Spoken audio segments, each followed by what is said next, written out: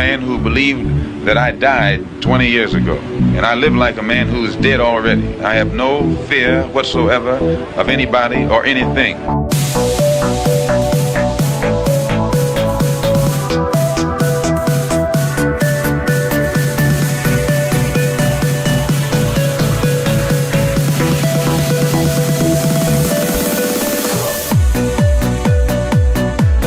Gary Webb. I am an investigative journalist, and in 1996 I wrote a series of stories entitled Dark Alliance, which was about CIA involvement in drug trafficking.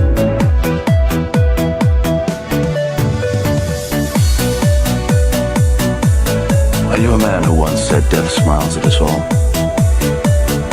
All a man can do is smile back. We've both been skull and bone, the secret society. It's so secret we can't talk about it. What does that mean for America? The conspiracy theorists are going to go on. I'm sure they are. I don't know. I haven't seen the rest. Number 322. I sad duty to report this afternoon that my friend and colleague, Tim Russert, collapsed and died early this afternoon. I may die in this cell tonight or in the arena tomorrow. I am a slave. What possible difference can I make? And no official of my administration, whether his rank is high or low, civilian or military, should interpret my words here tonight as an excuse to censor the news, to stifle dissent, to cover up our mistakes, or to withhold from the press and the public the facts they deserve to know.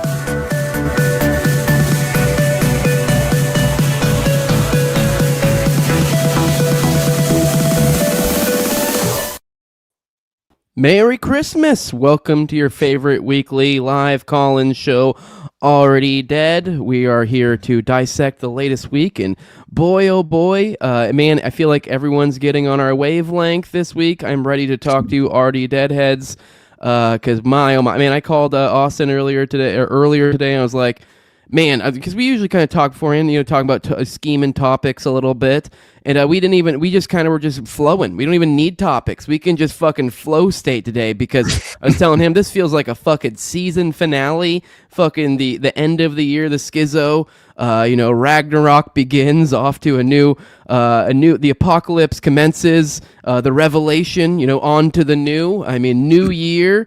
Man, just wild. We are in a post-reality world. Don't trust anything, but they're all pedos, and they want you dead, and they want to slurp down your children. We're joined as always, with Austin Picard and Jose Galison, myself, here to bring the weekly stuff to you. And you guys can call in as well. We'll probably have those phone lines open in about 10 minutes or so, give or take. We'll let you guys know. And also, if you're a patron in the second half of the show, you can come on as a video call. But yeah, man, wild week. I'm ready to get into it, Austin. Where are you at? Are you losing your fucking mind, or you just feel like everyone else is catching up to you? Because it's a little bit rough. Yeah, I would say that to me it feels like, I don't know, it very much feels like a controlled sense of false transparency and tending on controlling the outcome altogether in a certain way. And that's what I feel like we're witnessing. And especially with this new Epstein files and the photo dump 2.0, right? Which we're all supposed to, I don't know, act as if it's not very strategic and convenient timing, as far as if you're attempting to slow roll and then have a major massive document dump overnight and then slow roll the release and do the basically repeat the process. It seems like some of these massive document dumps are coming at very conveniently timed moments as well. Just considering just before Christmas, that in itself feels like it could easily just be yesterday's news within a very short span of time is the point I'm making. But I will say, what we're intended to believe is really within the window of the political partisan two-party paradigm, which they would hope for us and intend for us to embrace. And obviously, we're on one end, we're supposed to believe the most transparent administration in history is at it again, and on the other side of the spectrum, if it weren't for those meddling Democrats, right, then obviously, and their untrue sensationalist claims against Trump, which is just ridiculous to me if you consider his connections, which we've illustrated so many different times. Roy Cohn, his mentor. I mean, Casino Royale International. Like these individual perpetrators are drenched in this very concept of the playbook that these international sex traffickers essentially utilize. And so, in no way do I view him as being insulated from that, or in to some degree kind of not falling in, or that applying to him personally. And so I just think, once again, we're witnessing what we predicted, which was the ridiculous amount of redaction that is involved as well in the document dumps. And that alone, we had mentioned over $1 million, I think it was, that the FBI had been spending in overtime, in overtime to redact the Epstein files. And I think it was even Mark Epstein, the brother, who obviously is providing this in the context of the really leftist side of the political paradigm. It's another partisan window, because he's kind of on board with the Democrat angle, in my opinion. And he was mentioning how basically Pam Bondi was going to use reasons of national security, and they had individuals working overtime to redact Republicans' names from any of these files, at least any of the prominent Republicans that this would apply to. So, but yeah, that in itself obviously gives me cause for concern. And then I view this, once again, this is my opinion, obviously, but I mean, my God, this is in every way, what it looks like to me is it's a reflection of the bipartisan political theater effect, which we're seeing a perfectly orchestrated limited hangout, in my opinion. And obviously, as they hang the Epstein cover up around Trump's lame duck session is the way that I'm looking at this. While the Democrats are feigning this false sense of accountability, in the current moment, being outside of directly affecting or wielding power in DC, I guess, is the way you're supposed to look at it. So in my opinion, it's just basically a form of PSYOP Inception. It kind of feels like, right? Like, yeah, I don't know, layers of deliberate disinformation. And, well, they're like creating their own. They're creating their own credibility on the fly. If you've noticed, I covered, the morning show today. I covered all this stuff, but I think it was late last night that we got more of those dumps, and there was some more salacious stuff, and that kind of leaked out a little bit today as well. But kind of when I covered it this morning, I was really only covering the stuff from the initial drop. And it was all just like the main story there was like, hey, ain't not shit here, other than some like photos that are kind of imply, stuff. And even that felt like you're almost being tricked someone. And some of those seemed to be red herrings. So it seemed like a complete and utter cover up. And then we get now today / last night, and kind of leaking out all these crazy salacious things come out. And some of which look like, let's be real, probably legit disinfo planted in there. Now, obviously, then this becomes, the Democrats planted disinfo, which I don't know. I don't know who the fuck did it. I don't really give a shit, to be honest. I mean, if anything, I'd lean more towards probably the current administration pulling some shenanigans like that. Yeah, absolutely. There was also the additional craziness, is I guess there was some stuff that like, people were literally able to like copy and paste and get out their redactions because of whatever format. That too? I thought that was so funny, man. Yeah, I don't know. There's some other workaround too, I think. Yeah, apparently, according to tested this. Yeah, of course, I haven't tested it, but according to I haven't yet either. I don't think it worked for all of them. I would assume it probably only worked for certain ones or something. But either way, I know DropSite was reporting. I don't know if they were doing the copy paste trick, but they were doing like. They had found a way to get a bunch of this stuff, and then because I guess they just had it like password protected their shit or something, and so essentially I'm a tech retard, but so apparently it was somehow searchable but like you had to be like a little bit tech savvy to get it, but they just didn't password protect their shit essentially. It's or something along those lines. And so people were able to get a lot of stuff out. And some of that stuff looked pretty salacious. Like for example, the Larry Nasser Larry Nasser, letter, which was like dated after his death. Although people are like, well, technically it could have gotten, the stamp, it could have got sent off, and then it could have got certified stamped, later. But it's like, yeah, it kind of seems a little bit of a put on. And then I also, they spoke to me through the void, the powers that be, by evoking Oklahoma City bombing. There was one that a lot of people were sharing around and kind of like, oh my God, this is so insane. And it's some like person claiming, they knew of somebody who got diddled by Epstein and Trump, and then, then they died, and they blamed it on fucking, blamed it on a cartel or something. The cops said there's no way, and then like randomly at the end, that just kind of drops. Oh yeah, and they also said John Doe 2 is John Nichols, and you're like, what? And it was like something to do with working security for Clinton. Yeah, working security for the Clintons. It's like redacted a bunch too, so it's kind of hard to make out what they're saying. But it seems like they're implying that he set somebody else up to take the fall because Hillary fired him, so he's upset about that. Exactly. It makes really no fucking sense. And honestly, like, I don't know. I mean, maybe more forthcoming. Maybe somebody can look into John Nichols. I was messaging some people that are like also researchers in this. I'm not gonna like name names. They're kind of like, what the fuck? And they're like, I don't know, maybe somebody can corroborate some of this. I don't know, but it does kind of look like pure and utter misinformation. Who knows? Maybe John Nichols was John Doe 2. I don't fucking know. But it does seem like, and then on top of that, you have all these, I've noticed a lot of fake documents flying about all over Twitter that you scratch a little bit of the surface. You're like, oh, this is some slop influencer that, shared this around, and then someone else shared it around. So we are truly in this post-reality. But point being is, it's like it seems like, one whiplash from one to the other. And so now it's like there's too much out there. I guess we'll maybe get into Candace Kayfabe, but also it almost seems far too convenient that the histrionic retard has reached this level of hype at this very moment, where we are just in a bizarre moment when it comes to her shit.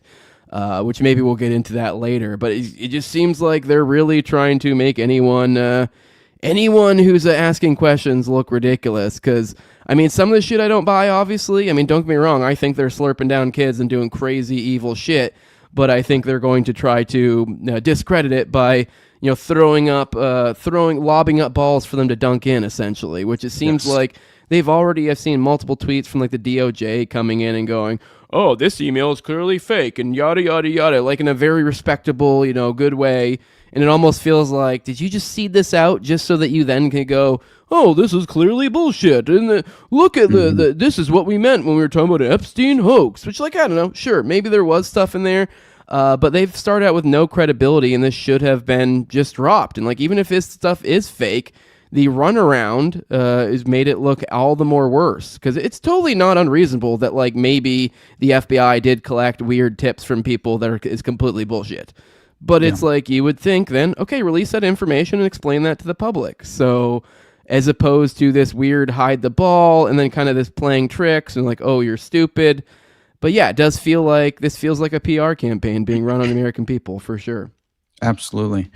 Yeah. And I feel like, what's most interesting to me is basically that you see how many of these people are, I mean, just the mainstream media alone are acting as if the passport is new in terms of this is actually relevant news that we didn't know of prior to this document dump, which again is how they very much misrepresent so much of these, at least any of these documents that actually do present any kind of transparency or disclosure of any kind. Because mainly Epstein's passports, is that what we're talking about?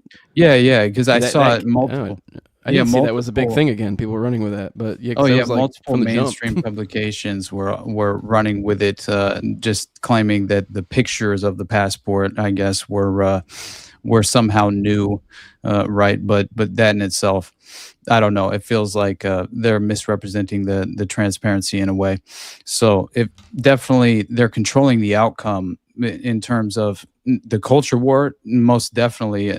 Just referencing the Candace Owens AJ kayfabe, obviously, which we will get into. But as far as the alleged debunking of one of the tipsters who who was making this slanderous, sensational claim against Trump, it was in regard to the 1994 or 95 rape allegation, I believe it was, which apparently wasn't legitimate according to the official narrative. And yeah, it seems like that limo driver who overheard Trump discussing the abuse of a girl with Epstein, and that the victim was later found dead. I think it was in Oklahoma. I think Kiefer it was, something like that.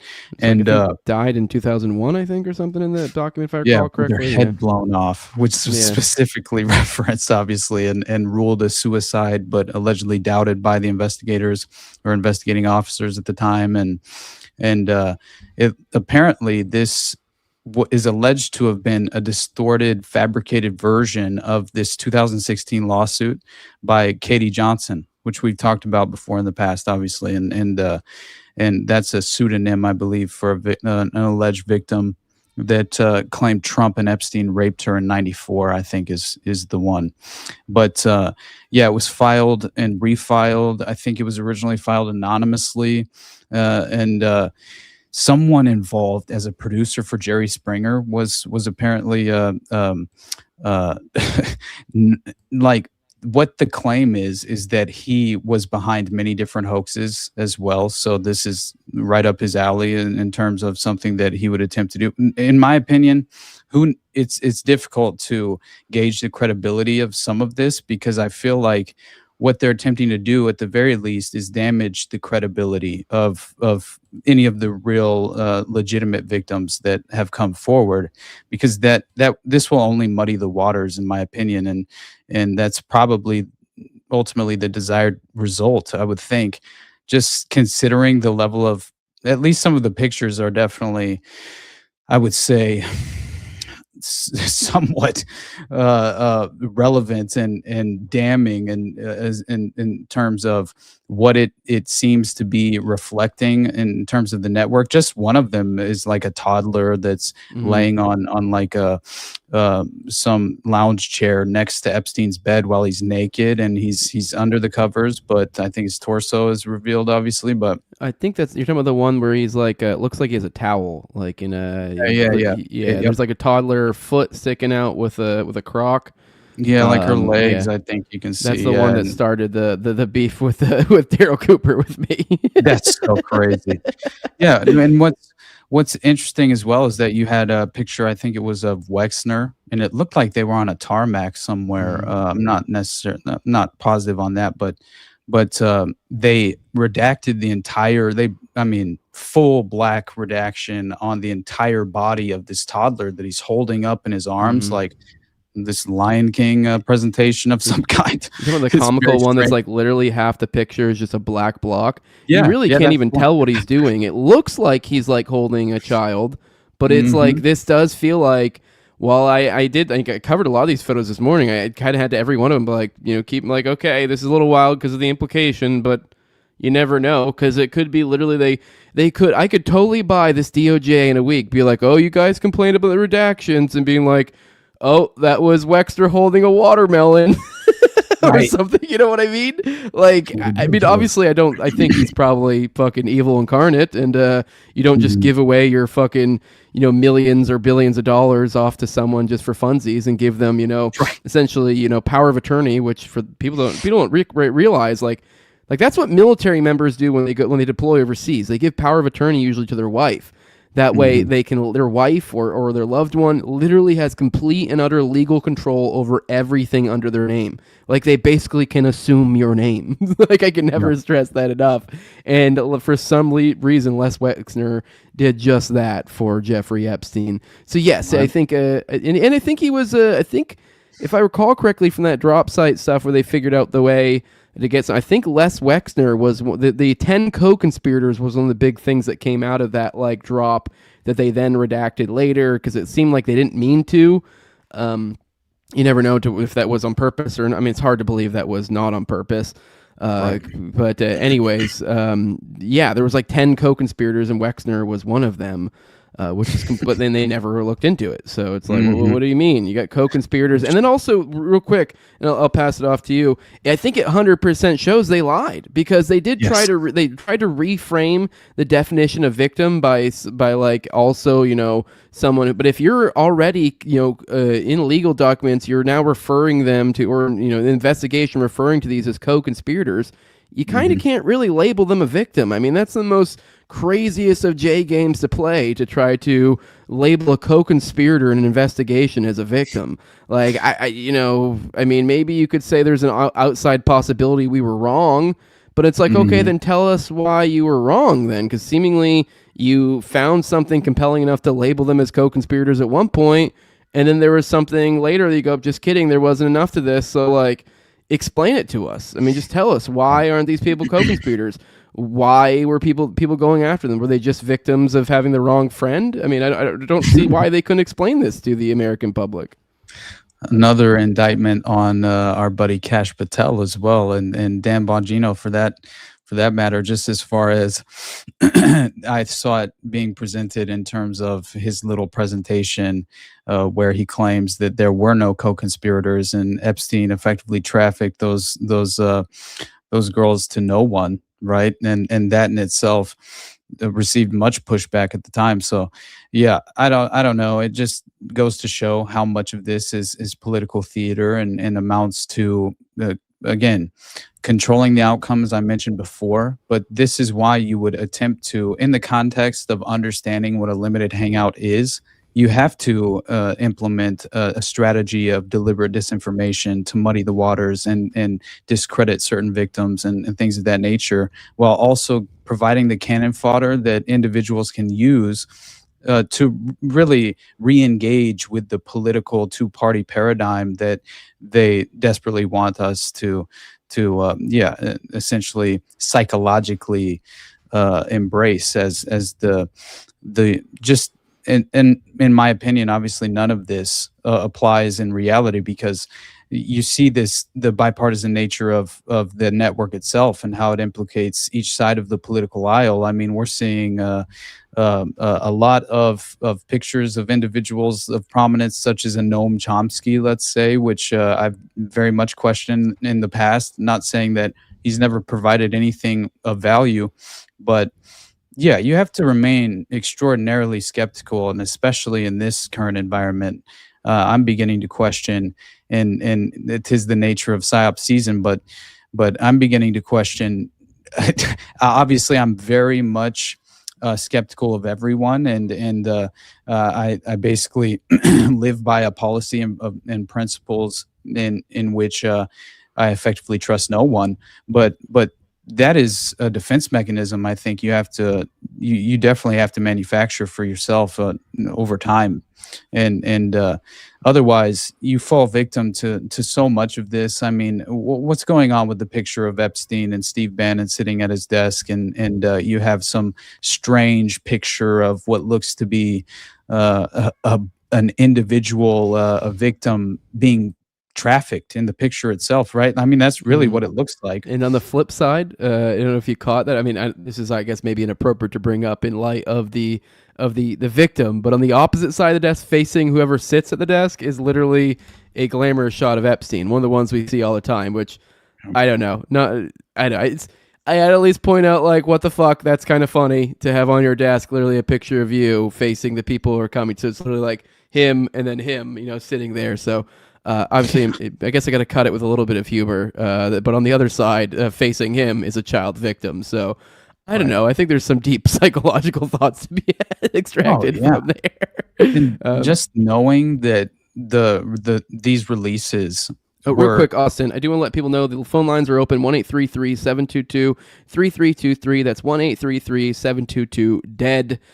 Call in, let us know what's up. Let us know, do you think Epstein has drip? Do you think his aura, despite the fact he is completely evil? It is hard. It is hard not to be like, you see these and like, man, this guy is style, but oh my god. But you're like, but no, he's fucking evil. He's like, he's kind of a perfect Bond villain. It really is kind of wild. But go on. Oh, definitely. Yeah, and I mean, we need to understand that the majority of the photos that have been made public were strategically selected as well to allegedly provide the public with transparency into a representative sample of the photos that were received from the estate.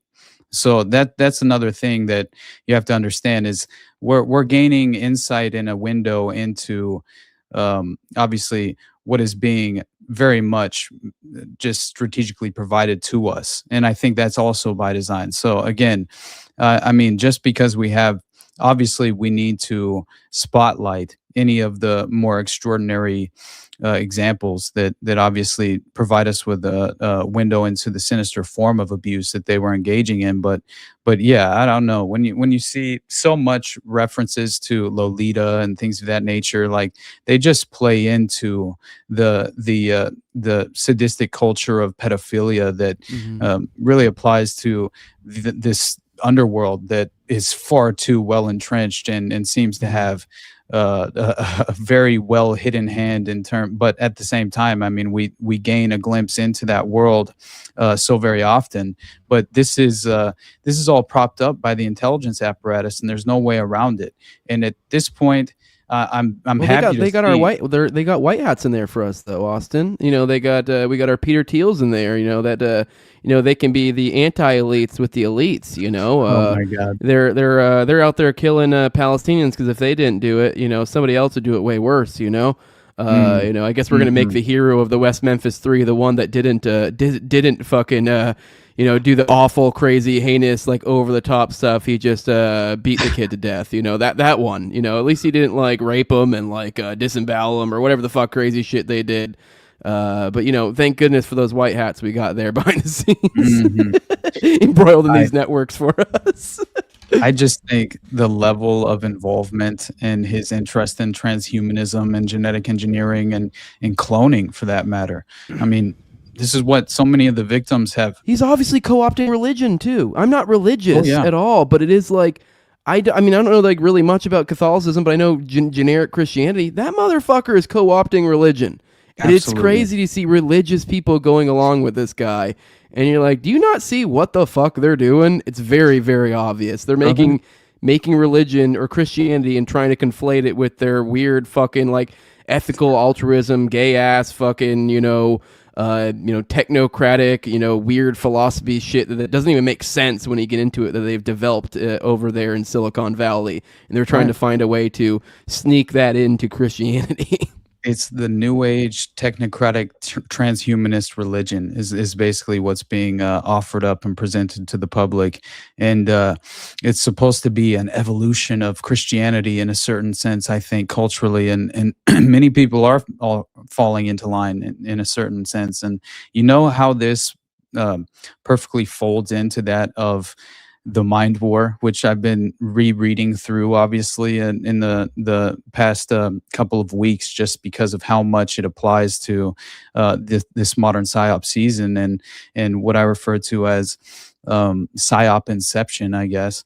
It feels like what they reference, in terms of the playbook and laying out the principles and values of what they hope to achieve and the sophisticated methods they want to engage in, that they basically claim, and this applies perfectly to what you were just describing. This is called, and this is just after they're talking about atmospheric ionization, hypnotism, and magic. They bring up, and this is Paul Vallely and Michael Aquino, who obviously co-authored this. They bring up. And Vallely is also what, on the TPUSA board too. So let's not forget about that. Yeah, Go on. let's make sure to acknowledge the fact that he was clearly an advisory board council member. I believe he was a member of the advisory board, I believe, for Turning Point USA. But yeah, that was since 2018, I think, is what Dana said, and as far as legitimately documented. But yeah, so after those few methods I was just mentioning were referenced, they start talking about something called the phenomenon of religion in the context of internal religious PSYOP. That is what they wrote about in the Mind War. And once you read through it, They talk about how they will utilize the Army Chaplain Corps in a certain sense to bring this to fruition and kind of culturally affect and influence. It's very strange, but all of these methods seem to play a prominent role in the context of the mind war. And then they start talking about a spoonful of sugar, which is very interesting because that was in the section devoted to magic.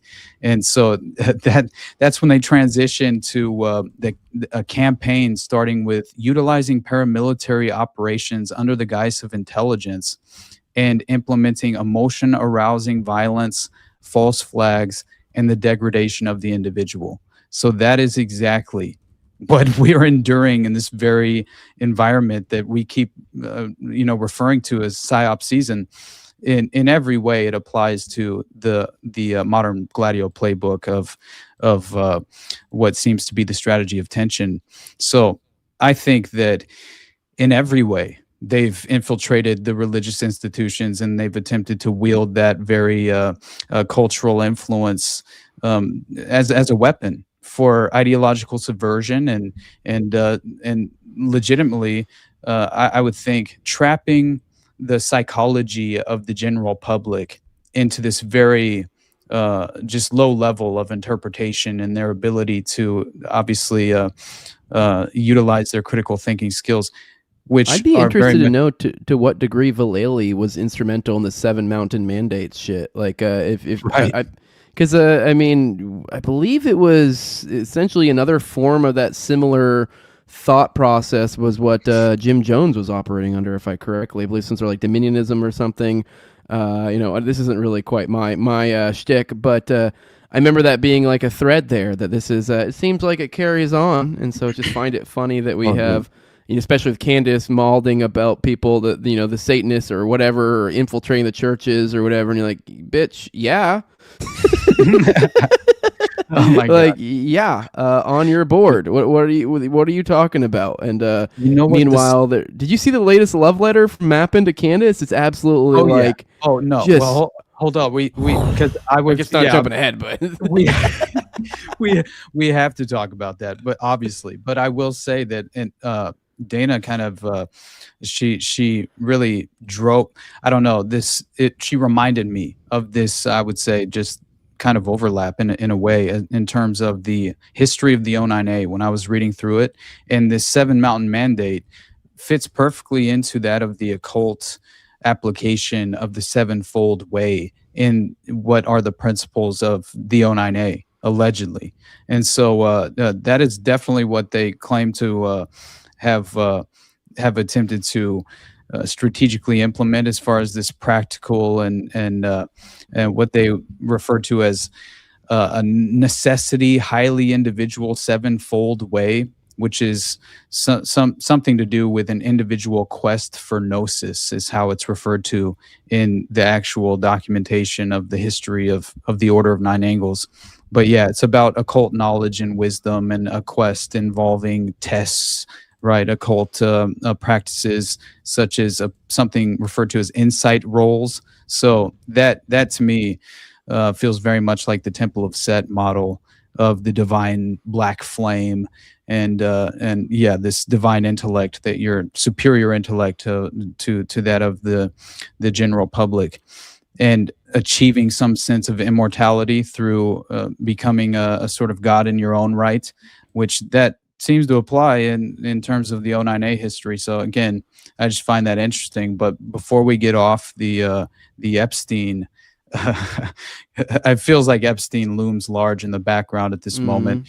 And as far as Trump's reaction to all of this, I thought that alone seems to just, it's once again, he's echoing so much of the same sentiment that he provided us with prior to all of this, which is we're still talking about the Epstein files, right? Which is so much of what he basically said in this statement. But I did find it somewhat revealing as far as the bipartisan nature of this network, but then also the attempted damage control that's being done. And Trump's in peak form in this moment, I will say. And as far as he is the character himself, he's really becoming a character of himself, I will say. And if he wasn't that before, obviously, but my God, you talk it about was- controlled demolition. We got JD waiting there in the wings. So it's like, if there was this, like, especially they were running on this shit, and like if they thought there was a possibility to have to be burned, you're like, well, just put your dude fucking chilling in the wings, ready to take over. He can kind of stay silent on this, and voila. Meanwhile, he's linked up with all these guys. I'm wondering if perhaps, especially as more gumshoe reporters start doing their thing. I mean, there's already been a lot that's come out on that a lot of people are going to come out with a lot of fucking pie on their face. Although we're in such a post-reality world, it may just be like one of those things that kind of like the McMartin tunnels or whatever the fuck later just kind of gets a memory hold, because it's like, that was, because it is this. It's like, all this obfuscating information all over the place. And then what people remember is, what a headache. How crazy was this? How distracting was this? This was not serious. You're like, yeah, but it was not serious because they made it not serious. So somebody just hit me up the other day in regard to the McMartin tunnels, which is why I actually scheduled Jacob for sometime at the first of the year. We're going to do an episode about the Satanic Panic and essentially go back through some of those cases and reinforce a lot of what I view to be far more credible claims than people are acknowledging, especially in the current moment. And I think nothing is more relevant in terms of just understanding. If you read through the 300 pages of documents that were related to the finders that were released by the FBI in like 2019, I believe it was. We did a show, obviously, when we covered the finders, we talked about that for a brief moment, but so we get this brief window through the FBI vault document dump due to these various FOIA requests. And it was on page 48 and 49, which happened to include official statements regarding the tunnel system found under the McMartin preschool, as well as pentagrams and bones. And so I pulled that page and I sent it to the individual who requested just a little bit of further reinforcement, obviously. And they weren't acting in bad faith. They just were hoping to gain some insight into how this was a credible claim, obviously. But you go back through the archaeological investigation of the McMartin preschool, the site of the preschool itself, and that was performed by this PhD archaeologist, Gary Stickel, I think it was his name. And I think he even worked on Indiana Jones, like the set of Indiana Jones or something, if I remember correctly. But anyway, it's very strange to read through that document, and at some point we'll have to actually go back through it. And again, I think it's far more critical and valuable than anyone could ever realize until they expose themselves to it. But yeah, it's something that I view the finders as really what introduced me into the darkest, most sinister version of reality that we currently reside in, unfortunately, with the pedophile occupied government, and how much they've really propped up the black market, whether it's through the sadistic sexual proclivities of the political assets who are very much engaging in that sinister lifestyle, or it's just a matter of what is the most valuable on the black market, just as far as financially speaking. I mean, as terrible as that is to imagine and conceptualize, I think it's important to understand and realize what probably is the most financially valuable in terms of the black market. And that probably doesn't only apply to that of drugs and weapons. I would imagine humans factor into that equation in a formidable way that no one would want to really understand in its current form. So that's the main issue at large that we all are facing, is that very formidable threat. But anyway, I'll play that at least a couple minutes of that reaction real briefly, so we can all get a sense of where the right-wing God King is psychologically in terms of his view of the Epstein transparency and the disclosure playing out in this very current moment. But my God, it is really just ridiculous to see that the sitting president is effectively, in my opinion, he's one of the key perpetrators in the Epstein network, and in no way does that mean that I don't think this only applies to Epstein. I think, obviously, I think this network at large, it really overlaps with that of the finders. They all operate in this similar way while facilitating and also achieving various ends in terms of the umbrella of the enterprise itself, and that is how they coexist so efficiently. But yeah. Anyway, let's play this real briefly, and we'll get it out. We'll segue basically. Thank you, thank you, Mr. President. Were you surprised by the number of photos of Bill Clinton in the Epstein files? And can you commit to their full? What? And were you surprised by the number of photos of Bill Clinton in the Epstein files? And can you commit to their full release by the end of the year? Some of the victims were protesting that too many of them were redacted. I know there are a lot of people that are angry about all of the pictures of other people, but I think it's terrible. Look, I like Bill Clinton. I've always gotten along with Bill Clinton. I've been nice to him. He's been nice to me. We've always gotten along. Respect him. I hate to see photos come out of him, but this is what the Democrats, mostly Democrats, and a couple of bad Republicans are asking for. So they give him their photos of me too. Everybody was friendly with this guy. Can we have a brief moment to remind ourselves of Lock Her Up and that of the political divide between Clinton and Trump? It's just laughable. This is the political theater that we should all acknowledge by now. Either friendly or not friendly, but he was around. He was all over Palm Beach and other places. The head of Harvard was his best friend, Larry Summers, and Bill Clinton was a friend of his. But everybody was. I actually threw him out of Mar-a-Lago, and as a person that was in Mar-a-Lago, I threw him out. This is Mar-a-Lago. It's the hottest place in. If you want to have a job in the next 5 years. Dude. Since when? Oh, I guess it's because it's actually. Hold on, I'll play through this stupid ass. Yeah, I mean, it's funny you had to get a plug in there. It's got to be because I think I got to get rid of the ads, honestly. I need an ad blocker. I don't know why it's taken so long to actually get one, but anyway, here we go, round 2. Place in the world, but it's the hottest place in Florida, and everybody would come here. He'd come here. We actually threw him out. But no, I don't like the pictures of Bill Clinton being shown. I don't like the pictures of other people being shown. I think it's a terrible thing. I think Bill Clinton's a big boy. He can handle it. But you probably have pictures being exposed of other people that innocently met Jeffrey Epstein many years ago. And they're, highly respected bankers and lawyers and others.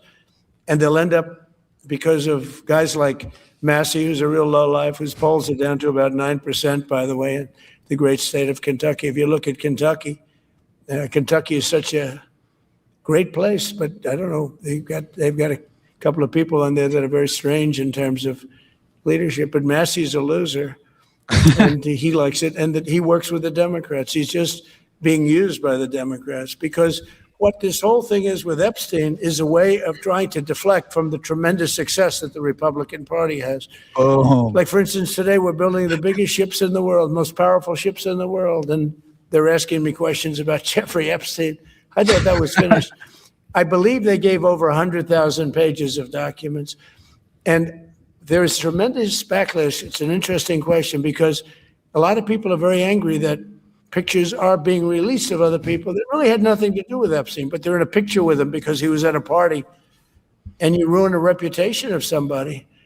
So a lot of people are very angry that this continues. A lot of Republicans are angry because of the fact that it's just used to deflect against a tremendous success. Look, we have $18 trillion coming into our country.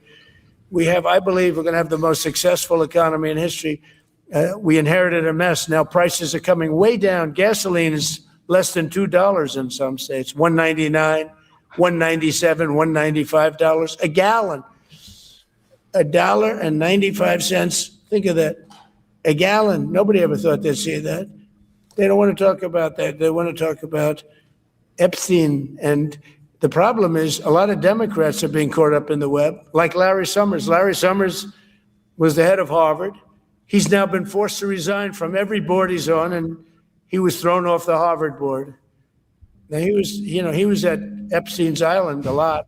I wasn't. I never went there, by the way.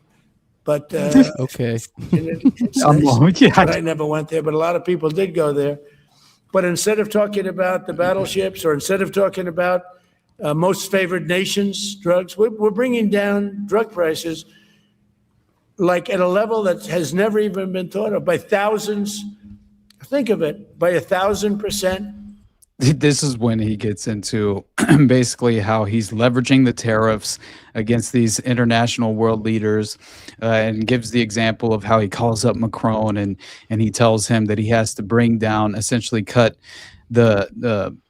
basically come down, I think it was to, or no, he had to actually raise drug prices from $10 to $20 for a specific drug. yeah. And then essentially he's bringing down drug prices. Trump claims to be I just find it funny, the gasoline thing, because for those who understand the game, because it is like, the gas, and it is like, it's like $1.75 where I'm at. And so like I put out a tweet the other day that was like, I noticed like a direct correlation between the more we fucking out these people as pedophiles, the lower gas goes. So it's like, keep up the pressure. I don't know what's going on. And it was funny, someone replied, they're like, what about groceries? They're like, what do we do for that? I'm like, don't eat. yeah, exactly. But hey, gas is going down, so that's something. I mean, they're opening reserves, but it's obviously I'm joking. Like, we have a call in. I was about to dig into the Cabot Phillips thing, but we can save that for after the intermission. But looks like we have a call. Jacob, who's on the line? Hey, what's up, guys? It's Stephen DeLay. Hey, what's up, dude? Yeah, you were. For those who aren't aware, I did a great episode with him a while back on True Detective season 1, the only season of True Detective. So it was a great one. But yeah, go check that out. We kind of did like a film analysis thing. But yeah, what's up, dude? I know you probably have a lot to say about the whole JD thing. So I'm assuming you're probably getting into maybe scoop the tea on my I don't know, my sniping of Daryl Cooper. But what's up, bud?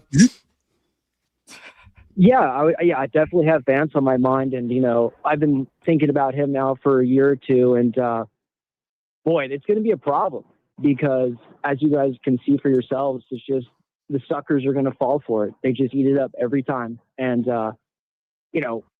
people like you were aware of his Thiel connections and his Silicon Valley connections, and the fact that he comes out of Yale and all of this, and unfortunately, no matter how much evidence you produce of this guy is super sus, people, they just don't listen. They have their new hero, and they trot him out for all the the photo ops, like today with the Navy SEAL stuff, and the people, they just eat up the Goyslop. Judge him by his words. We'll see his actions later, because that'll work every fucking time, right? But yeah, go on. Well, the thing that's so extraordinary about it is that, to my knowledge anyway, this is the first time in like a administration's history where they've this heavily promoted a vice president, and so far in advance of the upcoming election. I mean, all the influencers who have already dubbed him 48. They're already anointed him the nominee, and there's this massive campaign underway to basically just have us accept Vance like he's the clear favorite. And it's really funny, because it's like, on the one hand, when the Trump administration is this massive disappointment for all the MAGA people, they're now being told, well, just give it 3 years and JD Vance will come in. But I mean, Vance is the vice president right now. So if the Trump administration isn't delivering anything by everyone's own admission, then why do these same people want him 3 years from now to be the president? Because he's going to be against the elites or something. I don't know. Did you not hear that he said we can be white now, or we're allowed? We don't have to feel shame for our whiteness. Because I've been it's been weighing heavily on my conscience for a while now. So I'm glad JD, someone in a position of power, was able to take that cross for me and bear it. So here we are now. It is wild. Yeah, it is like all the. They have him. Go ahead. Yeah, they have him. Trotting out all these talking points that would have been hot takes 5 or 10 years, 5 or 10 years ago. Now it's like he comes out and it's like, you have people like Jack Posobiec or something acting like, he's like a moderator on 4chan. And it's just like all this cringe, like elder millennial stuff where these guys are clowning around like they're like super based, and they're saying all these like really controversial things. And it's just, it's so obviously calculated. But I, for the life of me, I don't understand. I've seen it my entire life, going back to like, the Bush years. But for whatever reason, like the vast majority of the public, they just eat this stuff up. They're not cognitively capable for some reason to see through it. They just cannot do it. Yeah. I mean, I really do think, as I know I feel fucking schizo, but with this, and like, I'm not saying literally everyone's feds, but like, I guess maybe colloquially speaking, there is a lot of that. There's the talk you get, like, oh, are you a patriot? And you're like, oh, look at these things we found. I mean, it's like, oh, would you like to help your country? And like, kind of, with the implication if there's a possible blackmail or something. I mean, I don't know. When we're talking about the Thiels, like you're talking about literal Palantir. You're talking about a crazy tech tool. You're talking about the literal CIA in like probably the most literal sense you can have it without it being like actually saying the letters CIA above them in like a placard or something. Like they were created by In-Q-Tel. They were like, yeah, go ahead. Yeah. It was that's exactly what I was going to say. It was In-Q-Tel, like all this Silicon Valley stuff. It comes out of the CIA, comes out of the NSA. He's a federal contractor. He's a pervert. So, like all the like American like conservative values people are like, noticeably silent on that. He's got ties right into Epstein, into Israel, Ehud Barak, the whole 9 yards. And you point these things out and people, they just don't want to hear it. And, it's like, for example, I've never met the guy. I've, only interacted with him just like kind of casually and on Twitter and stuff. But, I have to say, for what it's worth, I'm really disappointed in Daryl Cooper. Because, Cooper's smart, and he wrote a really fantastic Epstein essay for one of the earlier issues of I Magazine. And he knows what's going on with Epstein. And then all of a sudden, 2 months ago, Daryl flips a switch, and now he's pro Vance, and he's playing dumb about the Thiel connections, just like acting like it's not a big deal. So, what's going on there? What's interesting to me is Uncle Ted hit me up about this systematics, right? And I actually think he's onto something legitimate here as far as In-Q-Tel was systematics and Mina that stole PROMIS for Israel. And he's essentially saying that Palantir is the new PROMIS software in a certain sense. And that makes a lot more sense to me as far as understanding not only the BCCI, Air America, Southern Air Transport connection into Cabazon, and how the finders were utilizing Cabazon in this child trafficking operation as well, beyond the high-speed rail gun, or what was it, the rail gun that was being tested, and all these ridiculous, I forget the various weaponry that they were testing at Cabazon that was honestly extraordinary in what it was able to achieve, but at the same time they're also flying in the Mexican nationals to cook up methamphetamine, and all this plays into Miriam Petty's son, who was apparently involved in the Civil Air Patrol with David Ferry, and then he's also working for Air America. But I didn't realize there's the strange connection that obviously I knew how kind of integral Jeffrey Epstein was in terms of the Southern Air Transport and this strange. He has his fingers. He has his fingers all over Iran Contra, the PROMIS software stuff that Danny Casolaro looked into. The Maxwells, you guys know, were all involved in that. And exactly. All that Palantir is doing is like, they're a private corporation, but they are CIA, they are NSA. So all that happened is that the CIA and the NSA took all this technology that they're already using and they just privatized it. And now we're like in the stage where they're just trying to garner public acceptance so that people just, learn to become accustomed to a corporation that's using that kind of surveillance, technology openly, so that like later on, if the government got caught using it, there would be a big scandal. But once they get everybody used to the idea that a company's doing it, for whatever reason, people think it's somehow less pernicious. But and I had this other thing on my mind is the Venezuela stuff. But I don't know if you guys ever heard about what was really going on in Panama with Noriega, but like a good friend of mine, Brett Carollo at PSYOP Cinema, was doing some work with Matt Alfred on the Panama stuff, and Gary DeVore, who was his Hollywood director and producer who was murdered, basically. And according to the guy that wrote the book on Gary DeVore, what was really going on in Panama is that Noriega had a bunch of child porn tapes on like U.S. diplomats and stuff. And so the Bushes and the CIA people had to basically go in there to get his stash. That makes sense. Unsurprising. That is absolutely ridiculous. So, I mean, that's the game. That's the game. Like you guys know, it's always about these pedophile networks, leverage, blackmail. And, Vance is up to his ears in it. Like there's a lot of people that are close to him that I know from Oxford personally that are up to no good. And I saw it for myself. I was recruited into that stuff and I have wanted nothing to do with it. But now, I sit around, I go on Twitter and I look at all these guys that are at like NatCon and, TPUSA and Peterson Academy. And it's like, man, those guys are owned. And everybody just basically gets his marching orders and they show up for the press conferences and all the stupid events and they give their little speeches. And the people who go to the events, they pay their ticket, they get their T-shirt, they get their photograph, and they just have, frankly, no idea about what's really going on. And, it's so interesting because Vance won't say anything about Epstein. So, like 3 or 4 years ago, he was all over Twitter making fun of it, saying like it's an obvious cover-up, it's a conspiracy. But now he has nothing to say. Man, what I was just reading a little bit more into that crazy Iran Contra connection to putting up Epstein in the State Department basically was his landlord, obviously, and for a certain amount of time. And what's so crazy about all that is that he clearly is this where he was staying at the embassy. Yeah. Which where he's subletting it to all the other fucking weirdos. Exactly.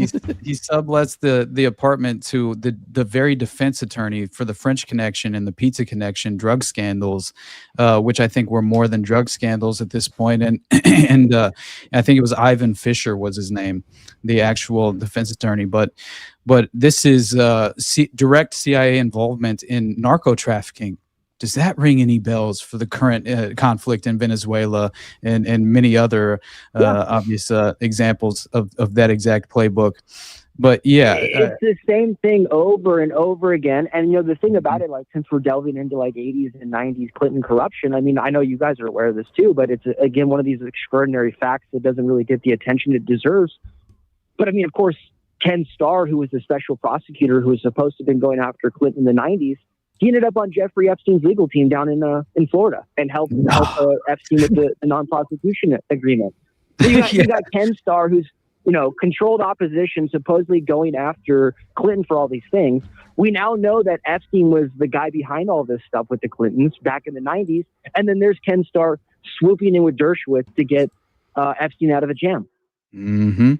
Actually, exactly. you know what? I want to ask you something because I was going to present this into our during our portion on Candace, but this will tie in later. But I want your thoughts on this right here. Have you seen this at all? Here's me with "Yo, what the fuck," and I'm quote tweeting this thing from Liz Crocken, which I will say, I mean, with a little bit I know about her, she's kind of strikes me as a little bit of slop vendor, some little bit dubious stuff here and there, but. Kind of okay. And so this is her saying, I was certain this pizza Instagram post on Erica Kirk's alleged ex, Cabot Phillips page was fake. It's not, and it's still up. I verified. I went to his Instagram because they had the link. There is a photo of Cabot Phillips, the one that I know. I kind of like when it came to, her ex-boyfriends, I kind of checked out. Like, I've been kind of checking out the Candace shit, but that's not to say there isn't truth to some of the wild TPUSA shit. I think it's more of a dialectical trap that people are falling into. Like, it can be both. You should probably, just for anyone who isn't aware, explain who Cabot Phillips is, obviously. I believe he's some editor for the Daily Wire or something along those lines. And here is the photo. The date, supposedly, like I just said, like they said, they're allegedly, that's what they want. Everyone, I don't know. It looks like that's the case. There's a lot of people settled on. Well, but even then, regardless of whether he is, here's him with what looks like written or a tattoo with pizza on his lip and him pulling it down. You can go to the Instagram photo and you see him in like some other big wigs, kind of be like, LOL, haha, so funny. What a funny troll. And this was back from like years ago, back from 2019, and it's still up. So I guess I'm just kind of curious, what are your thoughts on all this? Because I don't know. I mean, like I said, I do think it's a little bit of a dialectical trap, and I think I don't know if maybe Candace is just genuinely just this retarded, or if she's in on it. I mean, it does seem incredibly convenient. You have this screeching retard coming in and kind of discrediting everything in the midst of all this. But what is your thoughts on all this? Because I don't know. I feel like there's something to this. So, I mean, he's part of the Daily Wire apparatus. So. My whole thing is like, you can usually figure out who someone is based off of his associations, right? And so the troubling thing with Candace Owens is her husband, who is, English blue blood, and he's tied into, what everyone was told to call the deep state. So to me, that's a huge problem. It's like, you don't marry into the club like that and then tell the truth, right? So to me, given the nature of who her husband is and his political connections and the people that he works with, I don't trust her at all. I think sometimes she has true things to say, but I think dialectically part of what's going on in terms of like shaping the alternative media sphere is that you guys have noticed that like within the last 3 months after the Charlie Kirk situation in particular, like now a lot of the content is all these different alt media people arguing with each other, right? Yep. So there's less and less work that's actually being done into the parapolitical investigations that need to be done. And instead people are just going over to Candace, or they're going over to Alex Jones, or they're going over to whomever, and they're just watching their favorite talking head argue with other talking heads. So it's this kind of like misdirection play where they've subtly changed the conversation. So instead of the conversation being about all these different scandals and conspiracies, it's more about like each of the content creators' supposed credibility, and everyone's pointing his finger at everybody else saying, oh, you can't trust him, you can't trust him. And they're all sort of arguing with each other instead of actually doing any investigative work. Yeah, I agree with that. I mean, hell, even I'm finding myself and luckily I'm like kind of aware of it. So even when I do cover it, but to some degree, I'm sort of falling in the trap when I'm covering, which I'm probably going to cover a segment tomorrow going into some of the crazy Candace claims right now that look fucking retarded. And it's like, I kind of almost feel like I sort of have to let my audience know, like, hey, here's the dumb shit she's doing over here. Be aware of it. And at least like that, and I know, but most people will cover it and they'll play the stupid team game and they'll go, oh, well, Candace is doing that. So here's Alex Jones, fucking slapping her down. So, let's buy into TPUSA. And isn't it cool that Nicki Minaj is at AmFest? Oh, clap, clap, clap, clap. Like it literally becomes this stupid team game thing. So it's just kind of on all, and even then though, even if you are someone not buying to the team nonsense going here like myself, you still find yourself wasting time having to dispel her bullshit, and really both sides bullshit. I'm having to point out both. I think it's a huge distraction. I mean, the final thing I'll say before I get out of here, because I know you guys got to get back to it, is you were talking about McMartin and the tunnels and everything. And, one of the extraordinary things that's occurring right now is there's this sort of like satanic panic redux, which is just to say that like you have all these reporters like Michael Tracy, for example, who are trying to poo-pah the Epstein scandal. And he's like actually making direct allusions to the so-called satanic panic in the 80s and 90s. And the most fascinating thing about this is, as we all know, is that most of those cases were legitimate. And there's mountains of evidence supporting the claims of all the victims. And so the conspiracy theorists really won, as a matter of fact. I mean, the evidence is in. McMartin was real. The Finders was real. The West Point Medical Children's Hospital was real.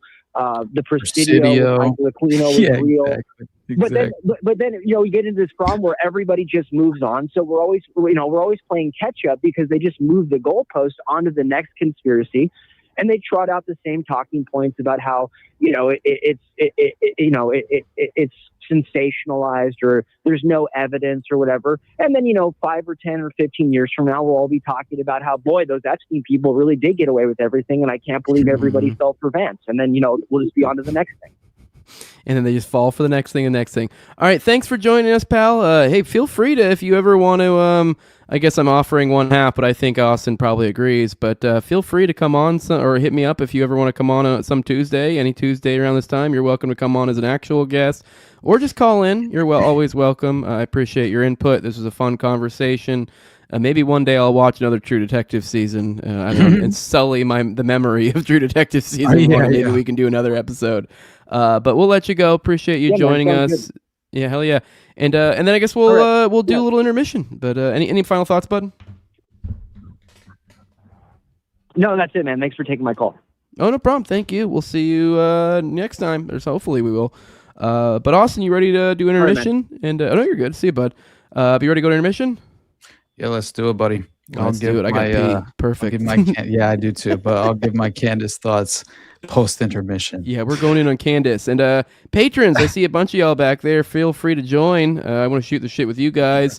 Because you're who I'm See, when I was arguing with Daryl Cooper, not to get ahead of myself, literally the reason why I didn't engage and he clearly got under his skin and his ego and caused him to fuck himself over is because I literally did not care to argue with him. I was literally getting the recipe ready for Ralph, one of my listeners on the morning dump. That's how little I care. I care about you people. I want to hear from you. I don't give a fuck about these big ass influencers. I'm a real ass nigga. I ain't nobody's bitch. All right? So fucking call in. You guys are what matter. You're what makes this thing go around. But we'll see you guys after the intermission. Play that beautiful bean footage, Jacob.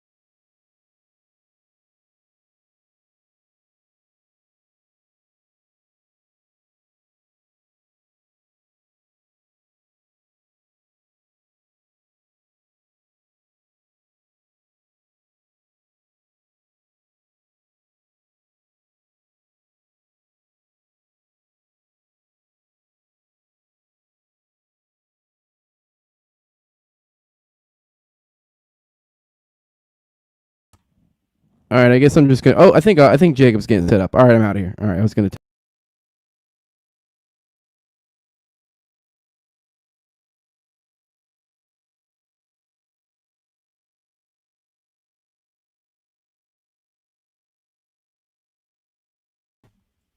All right, it's still muted. Fuck it, whatever. I'll hold the stage down while we wait for Austin to get back from peeing. He jumped the gun, and then maybe we can switch places. Man, I do like to have. I don't know what happened there. Oh well. It does look cool. It does look cool. Maybe if he can figure out in the next few minutes before Austin gets back. But I don't know if maybe bring on some patrons, whatever. Just threw it off. Sorry, guys. Sometimes these sort of things happen. We're making a new one of these edits every week, so it happens. Let's say hi to the chat, perhaps, or maybe Jacob, if you want to bring in one of the patrons so we can shoot the bull. Whoever wants to join. Let me see. Who said they wanted to join? All right, anything in the chats? All right, I'm trying to now just riffing, waiting to. What's up, Marty McFly? What's up, Jacob? If you want to just give me a second, I'm just downloading a new file. So okay, got like several things going on at once, No, you're good. You're good. It's all right. Make sure everything runs smoothly. Sometimes it doesn't. All right. D-Trail asks, what's the number to call? Well, I'll answer some chats in the meantime. I got 1-833-722-DEAD, or that's 1-833-722-3323. Nicholas Lee saying, Jose, the previous caller mentioned PSYOP Cinema, great podcast, and both hosts would be awesome guests for Already Dead. I'd be happy to have them on. I want to get more guests on here. It's just, I mean, we're pretty bad about setting up guests. So yeah, it'd be cool having them on. I know I cut a couple of their episodes back when I had Delay on to talk about True Detective season 1. So yeah, I'd be down to have them on. I remember it being a good podcast. I don't think I've been watching the other stuff, but definitely be down. What's up, Austin? You put me in an awkward situation, disappearing to pee. The thing fucked up. So he said, go to the bathroom? Go ahead. I do. All right, you can take over. You answer the chat for a minute. Right. Jacob's setting up the video. I gotta pee. So talk to the chat. I was just letting Nicholas Lee know that we'd love to have PSYOP Cinema on. I don't know if anybody else has any suggestions. Danny Jokes. Well, when is he coming on? I think I hit him up forever ago, and the issue was, I think we do a show on the same day or something. So I think that's the issue. I think he was down, but just kind of, it doesn't work. So I don't know. Maybe there's a way we can merge shows, but that's kind of a big ask. And he's got a decently sized, bigger show than us, I think. So that'd be kind of weird. But all right, I'm going to walk away now. Austin, talk to the chat until Jacob's ready. And then anyways, I'm out. I'll be right back. Sounds good, buddy. All right. So Jacob, you got it ready, buddy? I think so. I'm honestly not quite sure what's wrong. We tried it twice. You want to just try it again real quick, and we'll see. Yeah. Otherwise, I mean, as long as we can hear it, because that seems to be the problem. So okay. It sucks. I put a lot of effort into a Christmas edit. Damn it. Okay. Let's see. Oh shit! I think I have to. Dude, StreamYard, the way that they do things, every time they do an edit, you have to go in and change a bunch of things. It's like, why did I even change this stuff to begin with? Because make an update to the platform in like 4 days, and then all of my videos are muted all the time. Wonderful. I know. Yeah, I'm really, after StreamYard updated, I definitely had nothing but issues as far as trying to deal with the new format, but I don't know. Right. It seems like they never actually solve any problems and only create new ones. But I will say someone, I think it was probably a patron, I can't remember now who actually linked us to that story. I think it was from Canada, about an individual being arrested for apparently, I think it was basically, he was charged for what they claimed was inciting hatred after apparently complaints about his anti-Semitic comments online. And so that to me is obviously, it's Canada. So, I mean, that goes without saying, but at the same time, what's up, PJR? How you doing, brother? But yeah, actually, it kind of, I got it set up as long as. Let's try it, buddy. See here. So make sure it is unmuted. Okay, share sound. The sound is so important to this. All right. All right, I think we're good. We should be good. We should be good. Let's do it. Maybe. There it is. Once upon a time, there lived a man by the name of Jack Frost. Jack Frost? That's right. Like in the song, Jack Frost nipping at your nose. Only this guy did it for real. You know how regular folk get up in the morning, eat something, then hurry off to do whatever for the day? Well, Jack would get up, eat something, then hurry off and kill someone. Because that's what he did. He killed people. He'd stick knives in their faces and cut out their tummies, then stamp on their heads till their brains got all runny. Uncle Henry, I don't think this is such a... You wanted a story.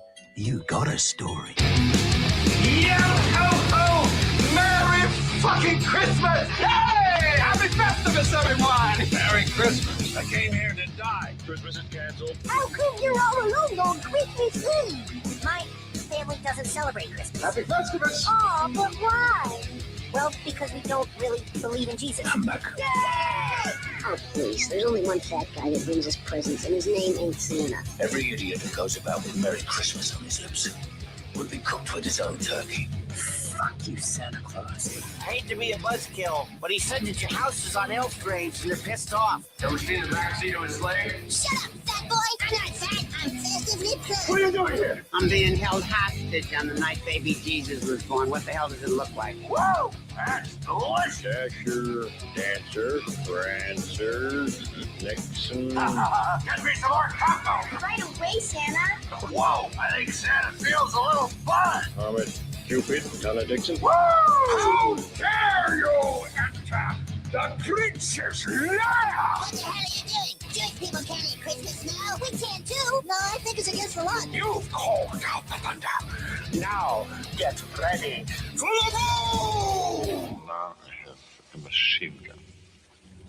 Ho, ho, ho. How low can you get giving Kris Kringle a parking ticket on Christmas Eve? Santa's coming tonight. Everyone in this family hates me. And maybe you should ask Santa for a new family. How about we sing? Kyle's mom is a stupid bitch in D minor. Elf-fucker! What the fuck on around, elf-fucker? Who's the bitch now, Santa Claus? I'm not afraid of you. You think you can take me? I'm Santa Claus. I don't believe in Santa Claus. Oh, God, you're not going to lay that Hanukkah crap on me, are you? Number 8, will be replaced by Santa's little helper. Last year's Christmas party, let's just say she dipped my hose and I gave her a holy night. Jesus! I think I live here for 2 seconds, and you turn this house into your personal Christmas dumpster? Yeah, we were joyful and triumphant. Pa-rum-pa-pum-pum. Christmas poo. Mr. Hanky the Christmas poo. Haven't you guys ever heard of it? Fuck me, Santa, fuck me, Santa, fuck me, Santa, fuck me, Santa. Fuck me, Santa, fuck me, Santa, fuck me, Santa, fuck me, Santa. Oh, can I at least take this hat off? No, I love that. Oh. I love that. Okay. Run for your life before I kill again! 10,000 years of darkness, and I don't even have a Merry Christmas? Hey, Jack! What? What's the difference between snowmen and snow women? No balls. You're not gonna run on Santa's Day because you're a Jew, Kyle. You mind your own damn business before I carve you up like a Christmas goose? Sandy don't visit the funeral homes, little buddy. Dance, damn you! Cheer up, dude. It's Christmas. Happy birthday to me. Santa's Happy gonna have to kill birthday you. to No, me. Santa, don't!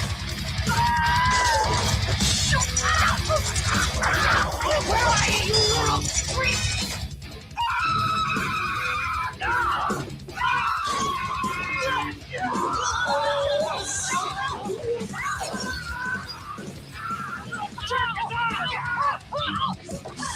I'm gonna kill that kid!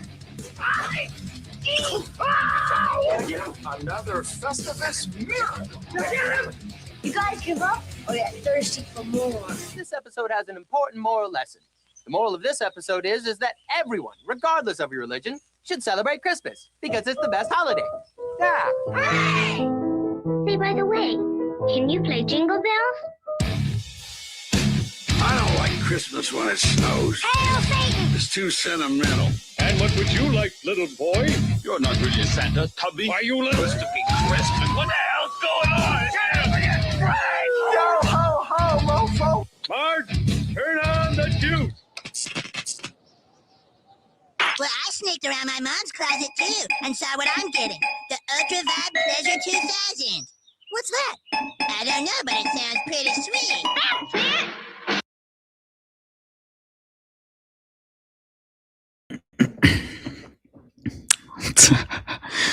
I enjoyed the hell out of that, honestly. But Bad Santa is one of the most underrated Christmas movies of all time. It's definitely in the rotation every single year. It has to be. But before we actually present that Candace, just as far as I'm concerned, the Candace and AJ Kayfabe that's playing out right now, I feel like I should at least finish off that. Just a final point on that Canadian, just as far as the individual who was charged with inciting hatred for his online footprint and apparently having some anti-Semitic statements that he had made. This guy is like 45 years old. His name is Brandon Taylor Moore, I believe. And it looks like he, first of all, you have like individual spokespersons from Jewish organizations in Canada who are making public statements about this and sensationalizing it as well. And just obviously considering the timing of the what just took place as far as the weekend that Hanukkah began. Essentially, we have Bondi Beach happening, and then also the Brown University shooting. It feels like the anti-Semitic themed Gladio strategy is very much at play. And so I find this, just as far as what this essentially does is, as far as this specific story and case, is further justify or at the very least reinforce what we had been talking about for so very long, in terms of utilizing anti-Semitism as a tool and justification for cracking down on the First Amendment, but then also effectively, I would think, disrupting anyone who is attempting to create objective content in terms of their presentation of interesting anomalies, and as we attempt to do, right? And as all I'm really saying is, this will inevitably affect us. That's just how this feels to me in a certain sense. And I will say that we're talking about Holocaust denial, which is allegedly something that he was guilty of, which I'm sure only really reveals itself in the form of him questioning certain facts that are officially right. I mean, honestly, like at a certain point, I've had planned to do an entire episode devoted to, let's just say, Holocaust denial, because I would like to very much, I think, exhaust my resources in terms of questioning destroy your reputation. I guess you could say that, but I do think just that completely burn any bridges to any sort of corporate, step off into anything, like getting bought by any Blaze or anything in the future. Hey, I bring up the protocols too much for that to apply anyway. Hey, So, that's kind of my thing. I'm like, I there's so much, like I could have jumped on that Trump train, like like I could have been probably a much bigger figure if I wanted to be, if I grifted and did the certain things, but it's just, I keep telling myself it'll work out in the long run, but at the very least, the solace is I gotta keep my backbone. Yeah, So, exactly. And I don't know, that matters to me. I mean, I guess it'd be nice to be making buku podcasting bucks, but man, yeah, you do see, like, if I'd gone that Trump train when it's like, I was saying from the jump, yeah, bitch, they got Miriam Adelson gave him what, like 200, 100,000 or 100 million. I mean, I forget exactly how much, but it's like insane shit goes for Thiel. It's like, it's literally just a Fulford again, all over again, but literally worse. Exactly. So like, yeah, that's the, I don't know. It's just once you realize that this is not at all, in my opinion, hateful rhetoric that he was allegedly guilty of spewing online, then it definitely applies to the vast majority of anyone who is just questioning that official narrative as far as the aftermath and consequential nature of World War II, right? And that has provided a blank check and a pretext for so very long, as far as just utilizing the psychological warfare, just strategic nature of that very I don't know, the tragic tale, I guess, and reinforcing these cartoonish ideas, I feel like is the inevitable problem. But anyway, I just wanted to play this one part. Did you, real quick, I'm sorry, I had to point out, this is amazing. Did you check out Jake on fucking Piers that one time with Shmuley? I played on the morning show. It was one of the greatest, it's probably the greatest entertainment I've ever seen. Dude, honestly. And I think I saw Ryan Dawson respond to it and say, like, he wished that Jake would have let him prep him or something for going in. Because I do, and as much as... Yeah, I question Ryan often, as much as I appreciate him in the past. But I will say that yeah, it does feel like what that actually accomplishes in the end is essentially kind of making a mockery of. And I'm not at all accusing Jake of this. I'm just saying what really inevitably what they will wield that presentation or performance, or they'll wield it as an example of legitimate anti-Semitism and a conspiratorial mindset that's plaguing society, and this is some sort of crux of our problems. And I'm just saying that it seems to do nothing more than ratchet up the tension in a certain sense as far as the culture war is concerned, and also really manipulate the battlefield of just as far as the mind war playing out. So I think that, again, what does this serve up as is a great example and window into legitimate anti-Semitism is what they will present that as. And obviously, I think that's a misrepresentation, but it will only serve to further reinforce that I think manufactured environment of high tension as far as that anti-Semitism is concerned is really the main point. But anyway, so I figure at least we should let this man speak for himself for a brief moment and then move on to Candace, obviously. Just to be sure, though, if you don't like what I'm saying, it's Hold on, let's start this. Just to be sure, okay. though, Just want to make sure. You don't like what I'm saying, it's just because you haven't done your research. Brandon Taylor Moore's account on X is a constant stream of anti-Semitic comments. But as of Thursday, he's not allowed to post here anymore. Saskatoon police have charged the 45-year-old with public incitement of hatred. Disassociate from the Jews. Hey, he was released voluntarily with several convictions. He's not allowed to post anything online. And he has to stay at least 1 block away from any Jewish community centers. You hear that? I mean, to stay away from Jews? Yeah, this dude fucking sign me up. He's barred from engaging with Jews. And he also, I mean, as far as the lack of being able to even have a digital footprint going forward, I mean, that is precedent setting in a certain way. Obviously, it applies only to Canada in this context, but still. This is the dystopian totalitarian tiptoe, as we like to say. Police say they began investigating Moore last year after receiving a complaint from the Jewish organization B'nai B'rith Canada. The group's director of research says Moore's posts contain some of the most virulent anti-Semitism he has ever seen. Mr. Taylor Moore, over a number of years, has demonstrated that he this has man intensity for he's like faggot me. Dude, for real. Listen, he literally is faggot me.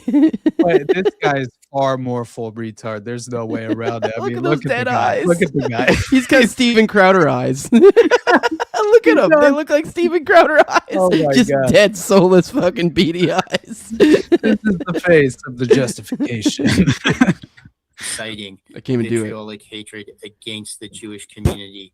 His posts online, which have only increased in volume and in intensity over the last several months, are truly horrific. Police have also charged Moore with unsafe storage of a firearm related to a weapon that officers found during a search of his home. He's set to be back in Saskatoon Provincial Court in January. Hannah Spray, CBC News, Saskatoon. Yeah, I felt like that was worth presenting, honestly, just because. By the way, sorry, I didn't mean to step on you. I thought you were. I was assuming a natural pause, and I have fucking stepped all over it. I think it is relevant. I mean, not that I'm any sort of like Nick Fuentes ball washer, but I did see, because I do pop over to Twitter to see if there's any new, things to bring up for visual aids here and there. But I did see apparently he's going live. I think he's live right now. Apparently he's responding to the Vance stuff and some of the other different people. Who is? Fuentes. So I find it's interesting. Especially, I know it sounds gay to mention this, but he did like both those tweets, and that's a gigantic fucking account out of nowhere. And you're like, and it's really relevant to the topic at hand, JD Vance. So it's like, I really feel like, I mean, he's had a couple of these streams where he went in on some people. He hasn't done it on Candace yet, I don't think. He did it on Tucker, whereas like he exposed the fuck out of him, some of his glowy ties. And I really feel like we might begin the same thing with Vance. And he's talking about Ramaswamy and a few other people he mentioned. I could probably Ben Shapiro is one he mentioned in there. Just find it interesting. So I wouldn't be surprised. Ben Shapiro, Vivek, Tucker, and JD Vance. Those are the 4 names he called out that he's responding to. So I find that interesting. So and he did. And bear in mind, that's where his head's at. Where my head was at with Martyr, he seemed to be. He liked both of those, and those were pretty damning shitting on JD Vance, no, not JD, but on Martyr, on Daryl Cooper, and kind of that whole connection. So I have a feeling, especially with these Epstein files, he's probably about to drop some big fat fucking dookies, and the only one that's gonna like it out of the group is Vivek. Because that's where he lives. For real. But hey, we got a client number 9 with us. Pleasure to have you back on the show. What's up, buddy? Hey, what's going on? I think my camera's fucked up. Can you hear me? It is. Are you sure that's not what your face looks like? We can hear you perfectly. It'd be better, right? Well, too long, buddy. Too long since you've been on. What's up, man? I know, dude. It's so lot going on, but most recently, and how's the kiddo? I saw this morning, and I wanted to come on and see if y'all saw it. I'll go back in time, like a year ago, World Economic Forum, that Yuval Noah Harari guy said that humans are hackable animals and that people will be useless in the face of AI. And then about a month ago, I think it was like mid-November, it was 2WAI was the name of the company that came out with the grandma ad where somebody can have their dead grandma talk to them. And it was like, yeah, your belly, sweetheart. It was kind of creepy. Dude. Well, this morning, Sam Altman gave an interview and said that, with careers in crisis and, Gen Z won't be able to get jobs in 10 years, college grads, if they have to go to college, will be exploring the solar system, jobs that will real and sky high salaries, and talking about people going to space. Which that makes me wonder, because they've been talking about what are we going to do with all the people when they're obsolete. Don't get on the ships, dude. I think they're going to kill them. Space is the new ovens. Space is the new oven. Yeah, exactly. So I don't know. I was curious your thoughts on that, and want to say Merry Christmas, Happy New Year to everybody, and peace out. Merry Christmas. I don't know. That sounds like a pipe dream. I struggle to buy that one, but if they lure people with money, man, and then you're getting videos from your relatives like, oh, it's fucking awesome up here. Come on up. Maybe in like 50 to 100 years, but I don't know. I don't see it anytime soon. That sounds like some pipe dream type bullshit. But I don't. Maybe, who knows? Maybe innovation will take over. But they're leaning hard into this AI like singularity point, as if it's going to like propel us like crazy slingshot us into the future. I don't see it. So I mean, maybe it will. I think it's fake. But they can too. recreate you and give you dialogue. They can already do that. So if they take you and off you, bury you somewhere, and then send stuff to your family, and then checks come in, who cares, right? If the money's fake anyway. I don't know. So that was kind of my thing. Don't get on the ships. Don't go to space. Don't get on the box car. The space box car. Same deception, different timeline. Yeah. So I don't know. I think that perfectly applies to what was just announced, as far as we had mentioned Trump signing that executive order that would essentially limit the state's ability to regulate AI and basically undermine their any kind of I mean, clearly what he was about SpaceX going public too. They're talking about putting data centers in space because they don't have to cool them or power them because the sun can do it 24/7. Oh my God. Did you see I think it was Dr. Drew went on with the homie from Inverted World Live, obviously, and he basically was claiming that new section of the White House that Trump was that Trump spending all these taxpayer dollars on, underneath it there's this subterranean layer of an AI data center. This is what he was claiming. I couldn't believe Dr. Drew was actually going forward with these allegations, and it seemed a little bit more compelling and credible in a certain sense. But yeah, I don't know. I just thought Shane Cashman obviously he's one of ours. So this is too deep of a nerdy reference, but I've been a big Dune fan. I know you did. You've read all the books too, but man. They I don't know if you watched the newest show they did, and that ended up being like in a spoiler alert. Like at the end, you find out that they've broken the Butlerian Jihad or whatever, that they're not allowed to use tech, and you have the Bene Gesserit, like the earlier form of the Bene Gesserit before the movies. They literally find out like order. Yeah, exactly. You find out like a subterranean part of their like monastery or whatever the fuck. You find they actually have this expansive AI thing that they're using for their breeding, because they're literally trying to select bloodlines through that transcends generations and yada yada yada. So no, obviously that's a big schizo point, but I just found it interesting. I know my head's in the nerd shit because I've been dealing with the Thiel stuff, and it's all symbolism for fucking different Lord of the Rings shit, which I'm pretty well versed in too. So it's like you remember when we presented what the Palantir was named after anyway, the Seeing Stones and all of this, but which is literally a metaphor for God's creation being corrupted by by original sin.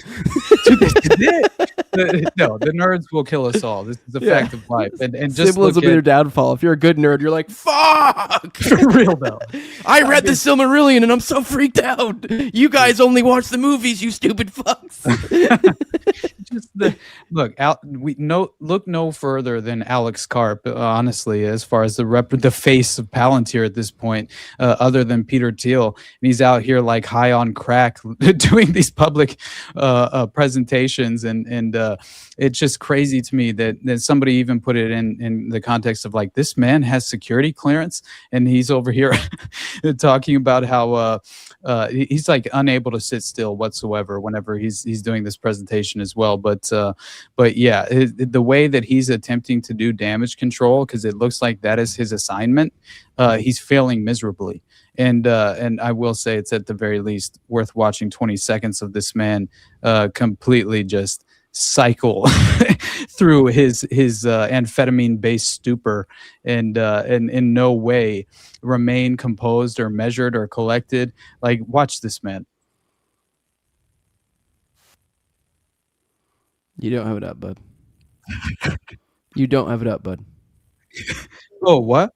Yeah, you're sitting there laughing. I'm done. You don't have it up. It's Oh, up. I don't even have it. Oh, dude, I'm laughing so hard watching this video, bro. I bet you it's hilarious. Oh my God. I fucking love it. All right. Here we go. Everyone laugh with me, please. Decisions when we began talking, annoying each other 10 years ago. Hopefully I'm annoying you as much as 10 years ago. Or more. When I made it, you know this, every decision Palantir made, FDAs, going public, building products, enterprise, large data sets, going to government, acknowledging American superiority, being pro-meritocracy, launching an AI platform, calling into question that AI models would actually be able to perform without orchestration. Every single one, every single Ontology, every single one of those was viewed as stupid. A lot of decisions. Wait. What did he say? One of those was viewed as stupid. Hold on. One more time. Sorry. That AI models would actually be able to perform without orchestration. Every single one, our Ontology, every single one of those was viewed as stupid. Interesting. Yeah, well, that's the man out there, representing the very organization that Daryl Cooper finds to be outside of questionability. Let's just say your ability to criticize or question the integrity of one Peter Thiel. No, I just don't understand when we have evidence of what looks to be Epstein trafficking girls from Eastern Europe to Peter Thiel and many other individuals of prominence that fit that very same profile. Yeah, how are you either this naive or unwilling to question the very individual who you claim to obviously be an ally of yours? And that's something that it's up for interpretation, but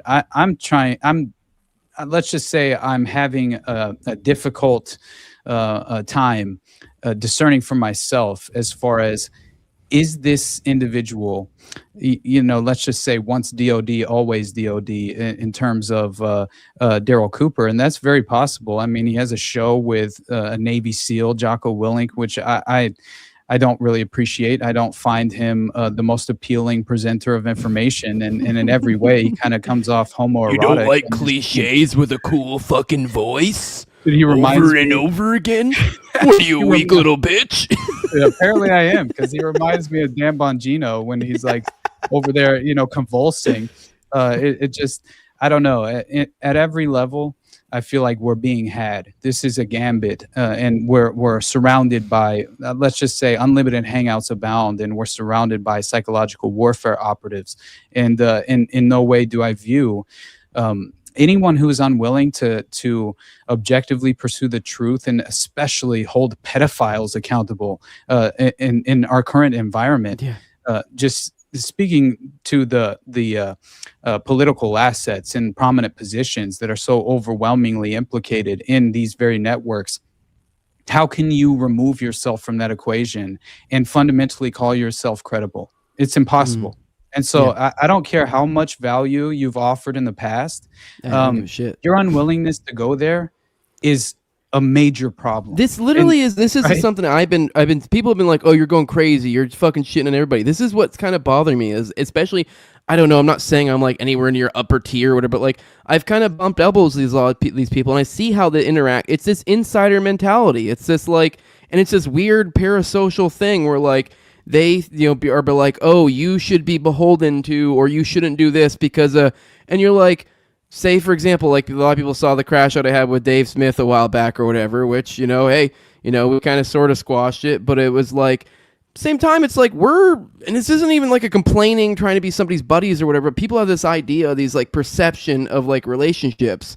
And it's like from the outside looking as podcasters, because people play this podcast game. They go, oh, I'm friends with so-and-so. I'm friends with so-and-so, to kind of like, you know, almost like this clout chasey type thing. And like, to some extent, there is a context thing where I might refer to my friends and I'm maybe speaking broadly, but usually friends is someone actually that you could call, that you can actually expect a text back from. You can whatever. Like I call you, like I'm going to get an answer or a text back or something.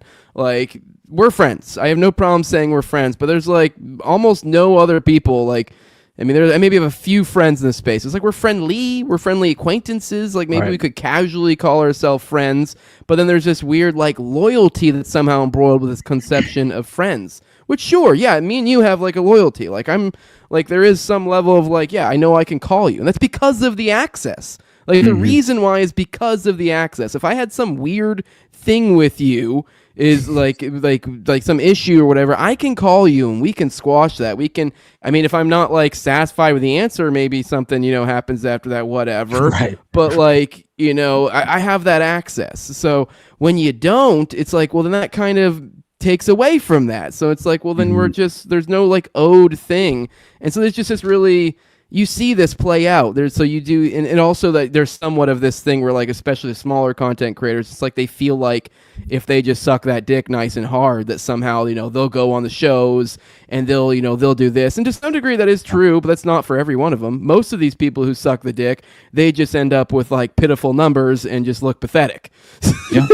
Because you are pathetic. Exactly. But I really do wonder how much of this could potentially be ego-driven blind spot, and I'm willing to consider that, but at the same time, it's just, again, what you are essentially becoming complicit in is it's too much for me to set aside, right? In terms of me assessing your character and every other aspect of your credibility is just as far as, in my opinion, it's on the line now. And that was the other thing I want to get them past. Putting their laurels, part of this weird dynamic is the laurels on past things too, because you know, with the Dave thing, it's like, cool, he's done lots of great things. With Daryl Cooper, he's done lots of great things as well. There's a lot of great things I could say he's done, that he's like kind of expanded the Overton window on certain topics that I find that to be the case. But like, you know what, who benefited the most from that? Daryl.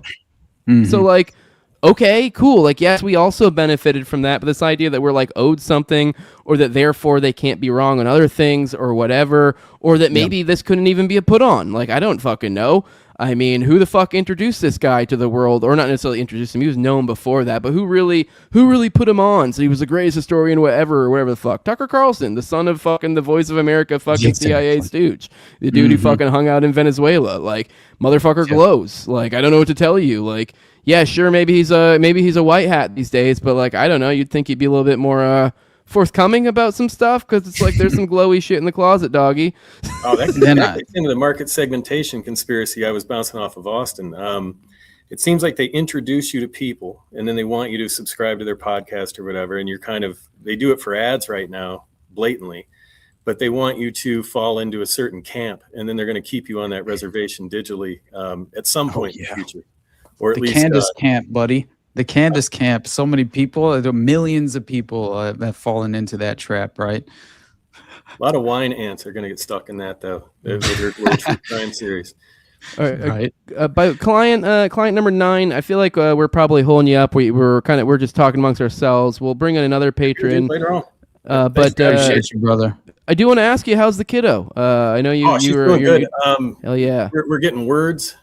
Nice. She stood up today, but hasn't walked. It's man, oh man, and I don't know how the hell you do what you do with kids. Holy shit, this is a time consuming thing. Oh my god, yeah. Well, it's like, I mean, mine's 16 and 13, so it's a little bit more like they sort of. I mean, it's more time consuming in different ways. Like this person's got wrestling practice, that one's got whatever. So it's like, but little kids like yours are far more of like a. you can't leave them alone. Like my kids are like, my kid just made, I could smell they're making food in the other room not long ago. Like you got a long while before that happens, but it's cool to see it. It's a beautiful thing. Me and the wife have been kicking around the idea of having another kid sometime soon. So we're talking about the science about how to make a boy and all that stuff. So because we have 2 girls, so if you need talking points on how to avoid the pokey poke in the hospital, I got you.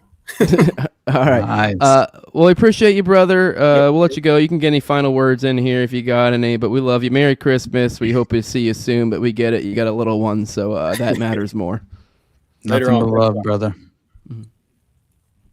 Bye. Let's get Shy in here, and then let's get into the tea on what's up, Shy. What are your thoughts on Candace Owens? Does she tripping balls? What's up with that bitch?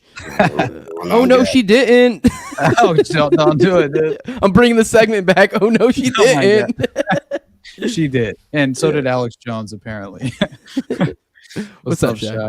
Nah, just to your point, if you want to make a son, just make real love, like real warm, affectionate love. You'll have a son. Okay. I don't know. Okay. All right. Well, that's stare deep into her eyes. You want me to love my wife? What the hell? What kind of gay shit is this? Would you make love every time you have sex with your wife? Well, no, I don't know. I can't even never make love. Who makes love? Like you do for like maybe 5 minutes, and the next time you find the tempo picking up, and next thing you know, you're fucking. Oh my god! I love it. Dude. Start with it. At least you say, hey, at least you get halfway there. I'll get a troon. Segment, but it definitely it seems to go with that of our prior segment last week, where we got a little spicy. Already dead after dark. We became matchmakers, so maybe we can get Jose a son, but. Yeah. But I will say that I'll just buy one from Thiel. Yeah. Hey. Looks like they're on the market, honestly. Yeah. And if you're not a same-sex couple, then you shouldn't have too many. No, actually, you'll probably have more issues. Apparently, ordering a son, but either way, it looks like what we're seeing here is more, as we've referred to it before, as Candace versus AJ Kayfabe in a way. And I feel like this specifically, and obviously John Mappin's on the scene as Dana's explained before. Do what? Alex Jones was the wild one. Him coming out like, oh, too many conspiracies. Right? Isn't that so hilarious? So that's the ridiculous point I'm getting at. Essentially, is and I saw her post something, quote tweeting John Mappin, and John Mappin I saw quote tweet David Icke. And try to essentially talk him off the ledge and defend Candace, but also encourage and convince David Icke that Candace is well-meaning and actually has the best of intentions and is truly just objectively seeking the truth and in no way is a sinister social engineer of any kind. But it's very interesting. And obviously, considering what Dana has claimed about the viewing John Mappin as Candace's handler, I very much take that seriously, especially now seeing that ridiculous, overwhelming just going to bat for her overall character in general was very, very strange in his attempt to do so. But what did she say? It was diagnosis as debate or something is the name of the article that I think John, right now.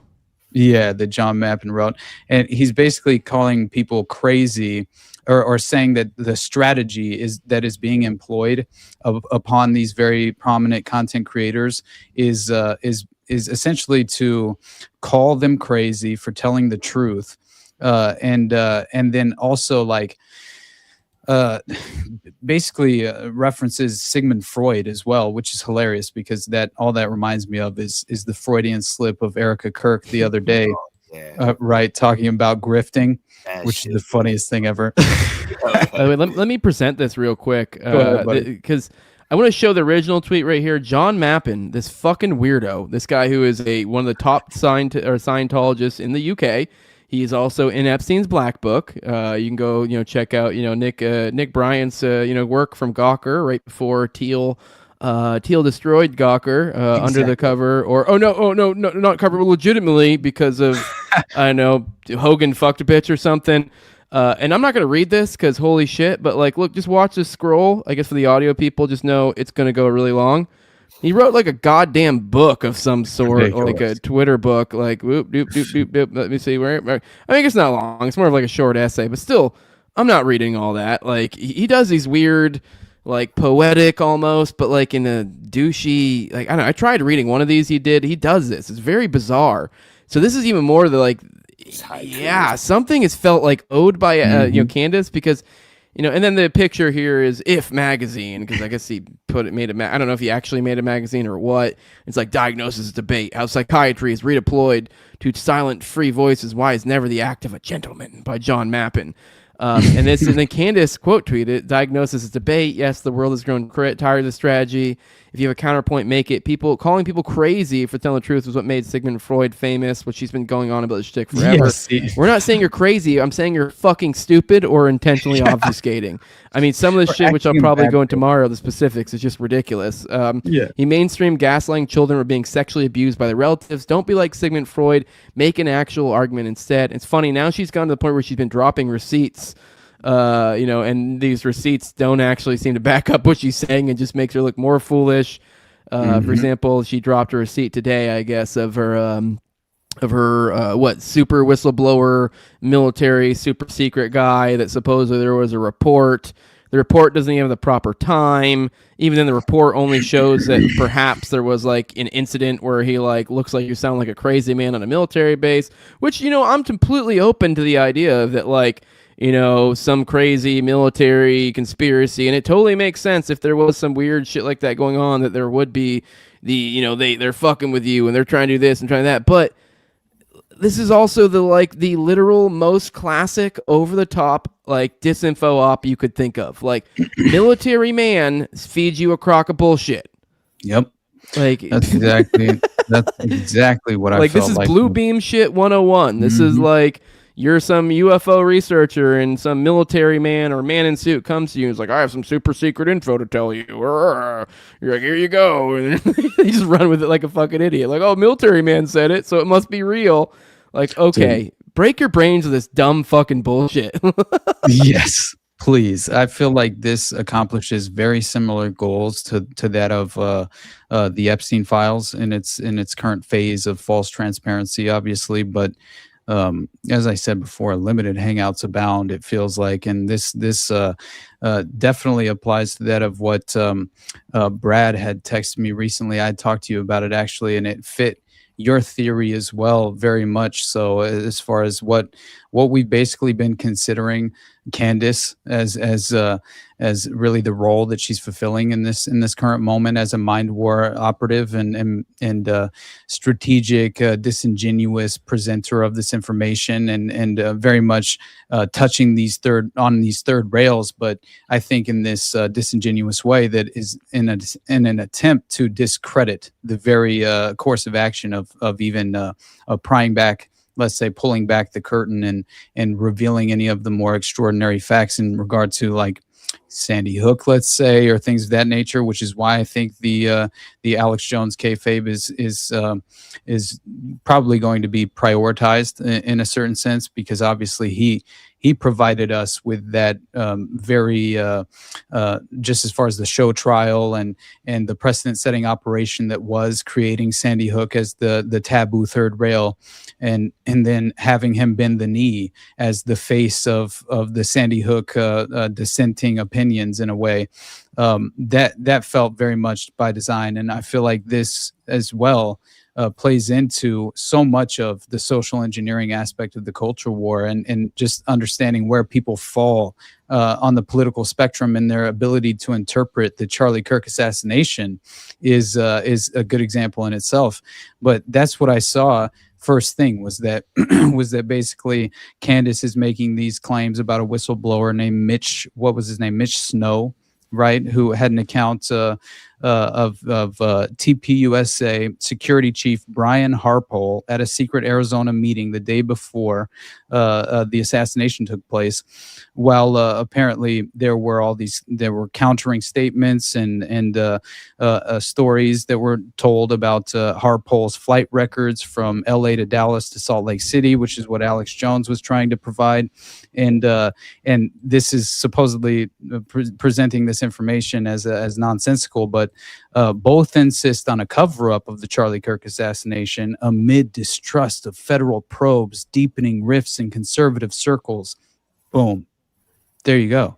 Right? It's like all you have to do is understand how they're presenting the conclusion and takeaway of this specific, the framework of this presentation, of this specific PSYOP, and you understand where they're trying to lead you by the nose. And that's what I have an issue with more than anything.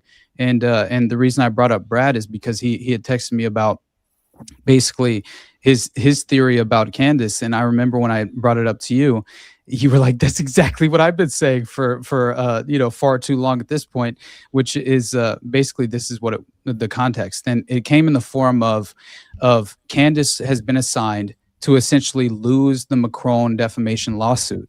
All right. And what he was saying is that he's starting to think that Candace's assignment is to lose this lawsuit on purpose and to take every legitimate conspiracy theory down with her.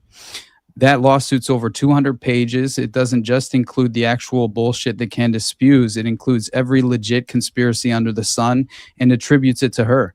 If she loses that case, and I don't see how she won't, it'll set a precedent for every legitimate conspiracy theory from the past 5 years to be grounds for defamation, and that's definitely censorship. And Candace's husband has more money than they'll ever need, so she'll be fine. And if she loses that case, she's just going to play the, quote, "I've been silenced, give me all your money" card. And it's just going to raise her stature and grow her audience and profitability. It's very She's going to do the Alex Jones thing. She's going to do they stole my show. They're taking this. They're doing whatever, yada, yada, yada. Yeah.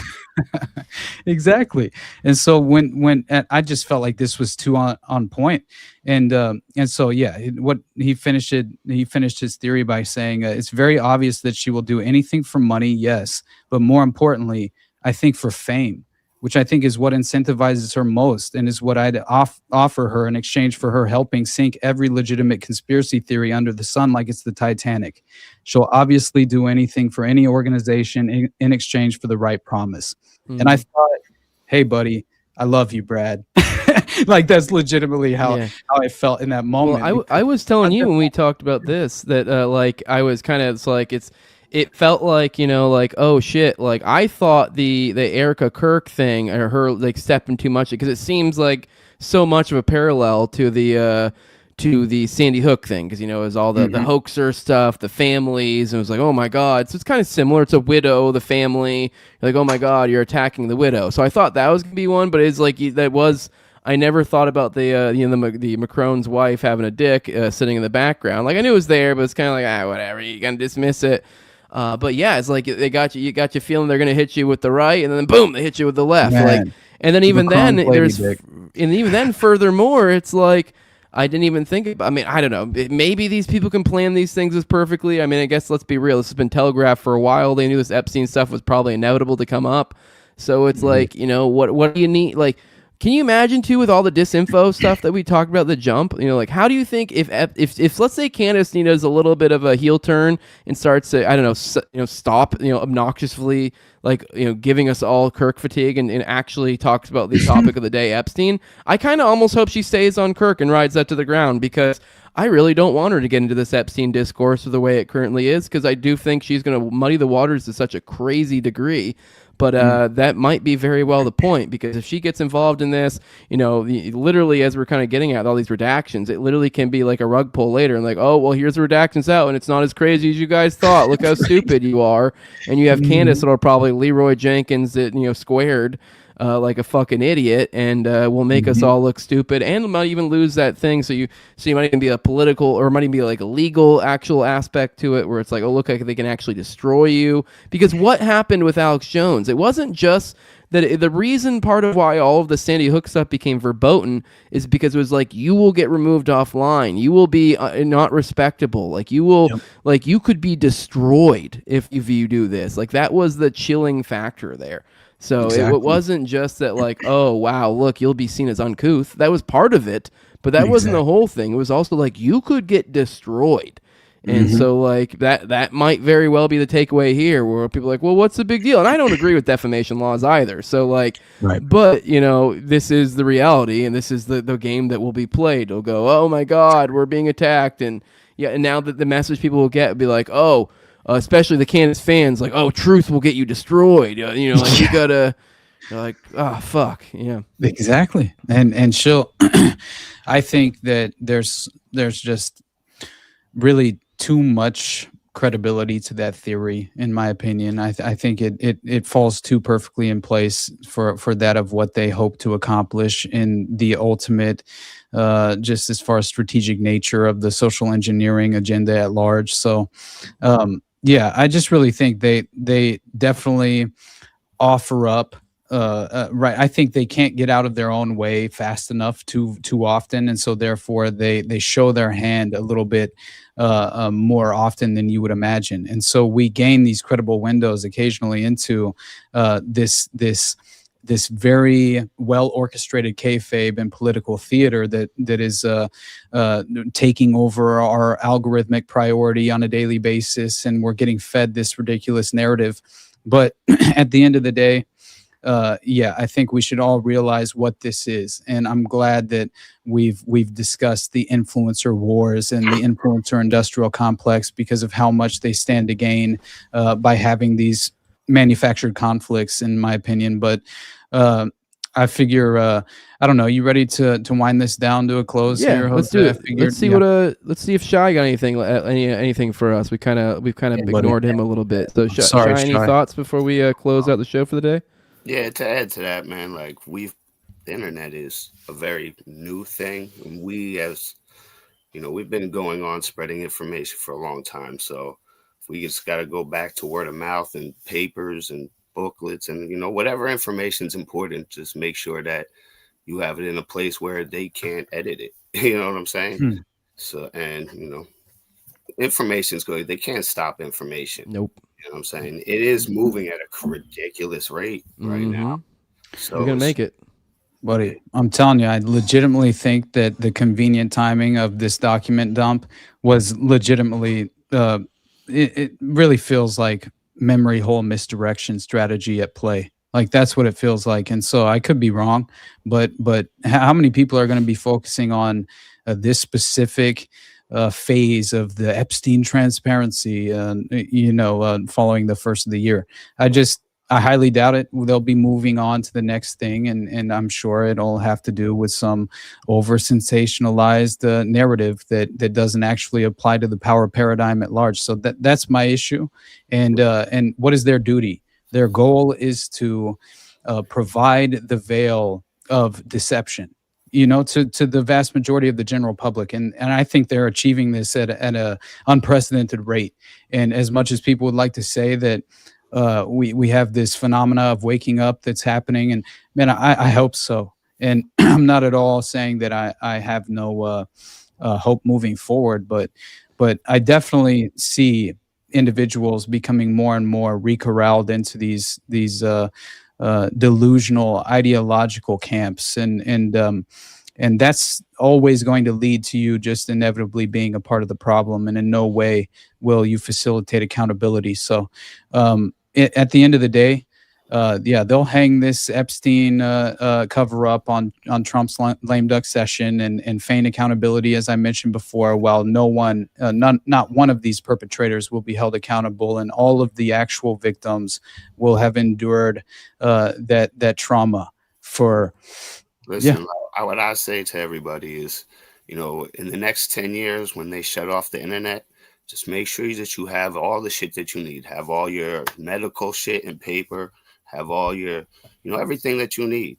You know what I'm saying? All the things that they can't really, that you, when you lose, that you going to be able to fall back on, because it's going to happen within the next 10 years, if not sooner.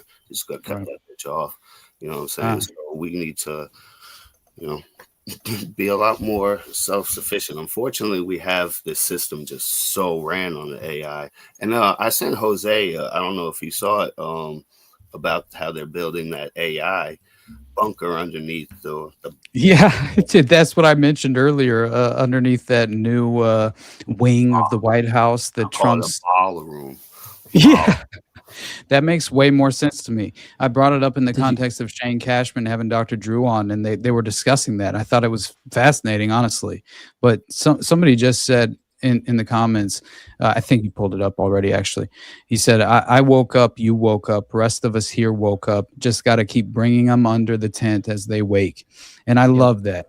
That is what gives me hope. And I did want to say this because it is the Christmas edition of Already Dead, and I'm very grateful. Honestly, as far as I should first of all say Merry Christmas to all of you, and I have nothing but love for you all, and that goes for obviously you two specifically as well. But yeah, so I got to at least say that, but also I wanted to say that I could not be more grateful for what we've been able to basically create with this show in terms of really the community and networking aspect of things. I just think that for one, it means everything to me. I just think this is the answer, is coming together and objectively pursuing the truth, but being willing to reflect on your own ideas on a daily basis as well, and change your course of action.